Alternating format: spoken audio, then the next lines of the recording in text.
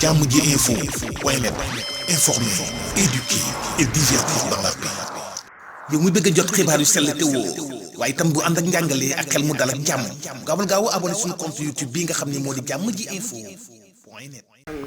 jërëjëf oustaz yaakaar naa loolu nag ñi ma doon laaj mbir mi mu ngi noonu leer nañ oustaz leeral na ci indi ci leeral yu am solo oustaz mu mel ni fii la ñuy tàggatoo rek di la bàyyi nga daaneel waaye itam sa yóbbante xarit sa soppe nag sopp la lool di ki nga xamante ni moo di Sa Ndiogou Mbengue nee na mu ngi lay nuyu waaye nee na gàmm gi nga ko invité woon ginnaaw la jot vidéo bi fekk na gàmm gi romb waaye nee na gàmm waat am na oustaz. waaw xam nga moom maa ngi koy keroog yaa ngi ma koy wax damay wax ne man Kouthia ak moom Sa Ndiogou ak ñi mel ni ñoom te xawma leen baax nañ ci stress waaye nag ñoom duñ teqale kook stress waaw koo gis muy faje mu ngay weyaale jàngoro te yenent bi nee na am na kër gu ñuy tuddee daarul farax nee na ñiy bégal nit ñee ko moom fa la ñuy dugg muy aljana kon li ñuy def baax na torop nit ñi dañuy ree ba tëdd ci suuf da ngay sax ko feebaroon farweer waxoon naa la ko ci Kouthia suma ñu wóllëre boo xam ni ma bëggee mu entré hôpital Kouthia ne ci man ndaw sa di ree ba génn hôpital dem te bëri na ci morom moo tax bi ñu arrêté tëj jàkk yeeg jumaa yeeg kër yeeg yépp couvre-feu la xaw ma biñ ko defee métti na waaye bi mu xoolee génne nañu bàyyi ñépp baax na waaw nit ñi dem liggéey baax na mooy suqali réew ñu bàyyi xuloo yi waaw bàyyi jataay yi ñépp jàmbaar ca waar wa lagg leen ca waar wa jërëjëf jërëjëf oustaz Iran Ndao ñu di ko sant beneen yoon di ñaan allahu bur bi subhanahu wa taala rek doolee guddal fanam doolee ko defal tawfiix ak taysir ak najaax defal ko saxat dareen ci barke yonent bi mu yàgg fi lool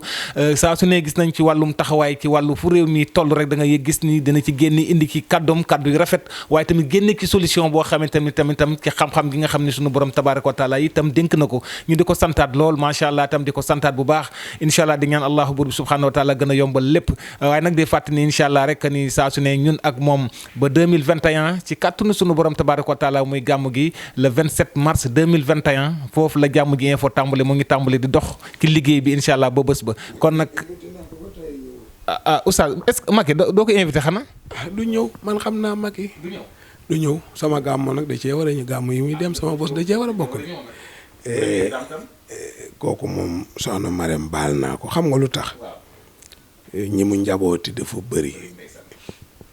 bu ñëwee ci man bëgg a dem ci ñeneen waaw waaye nag Macky war na nag bés mu soox ñëw bu doon ñëw sax ñu gis ko c'est bon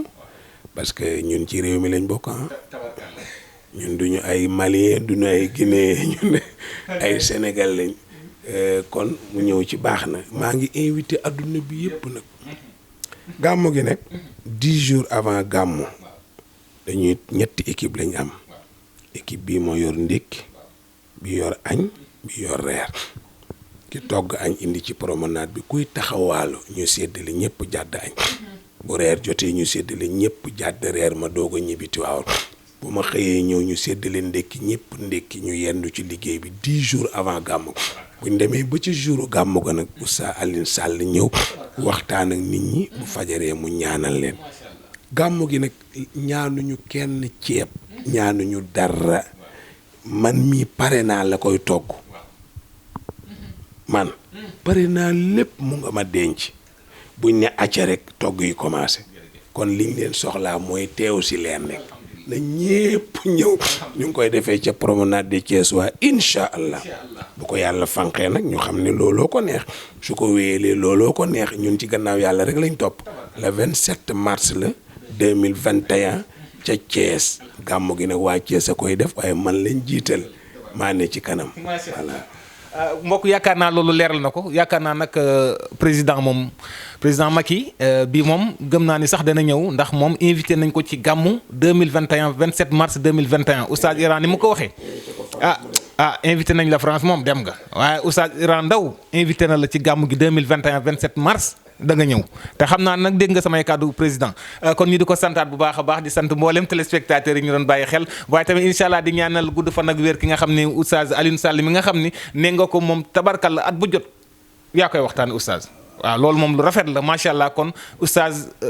Alioune Sall moo ko fas yéene waxtaanee na ko Oustaz Iran Ndao doon ko jiitale rek incha allah ci bés ba kon mbokk ñu ngi sant ñëpp di tëj ci wàllu caméra bi ak éclairage bi Seydina Omar Mouhamadou Lamine Muntaxa ci wàllu présentation di leen dox dig daje beneen jamono dina asalaamaaleykum wa rahmatulahi taala wa barakaatu. Jàmm ji info point net informer, éduquer et divertir dans la paix. yow muy bëgg a jot xibaar yu sell te woo waaye itam bu ànd ak njàngalee ak xel mu dal ak jàmm gaawal gaaw abonné suñu compte YouTube bii nga xam ne moo di Jàmm ji info point net